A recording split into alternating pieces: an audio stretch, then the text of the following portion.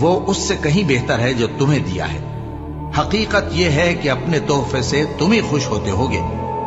ان کے پاس واپس جاؤ، اب ہم ان پر ایسے لشکر لے کر حملہ کریں گے جن کے مقابلے کی ان میں طاقت نہ ہوگی، اور ان کو وہاں سے بے عزت کر کے نکال دیں گے اور وہ ذلیل ہوں گے۔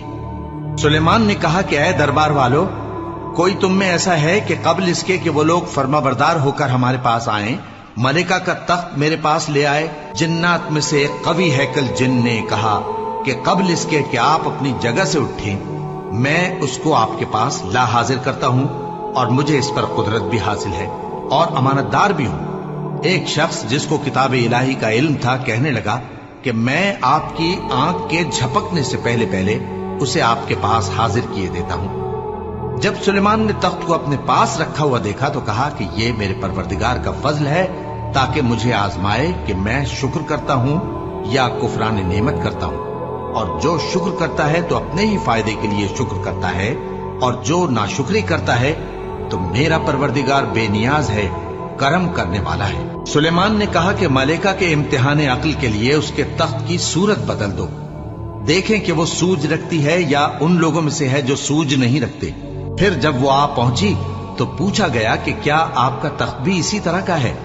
اس نے کہا کہ یہ تو گویا ہو بہو وہی ہے، اور ہم کو اس سے پہلے ہی سلیمان کی عظمت و شان کا علم ہو گیا تھا، اور ہم فرما بردار ہیں۔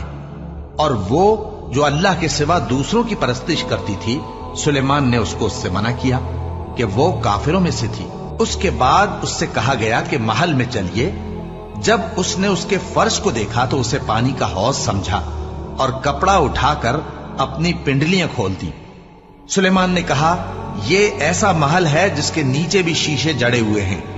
وہ بول اٹھی کہ پروردگار، میں اپنے آپ پر ظلم کرتی رہی تھی، اور اب میں سلیمان کے ساتھ اللہ رب العالمین پر ایمان لاتی ہوں۔ اور ہم نے سمود کی طرف ان کے بھائی صالح کو بھیجا کہ اللہ کی عبادت کرو، تو وہ دو فریق ہو کر آپس میں جھگڑنے لگے۔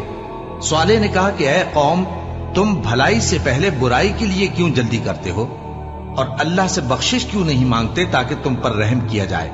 وہ کہنے لگے کہ تم اور تمہارے ساتھی ہمارے لیے برا شگون ہے۔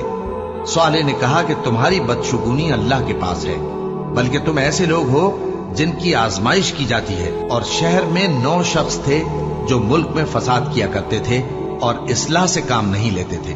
کہنے لگے کہ اللہ کی قسم کھاؤ کہ ہم رات کو اس پر اور اس کے گھر والوں پر شبخون ماریں گے، پھر اس کے وارثوں سے کہہ دیں گے کہ ہم تو اس کے گھر والوں کے موقع ہلاکت پر تھے ہی نہیں۔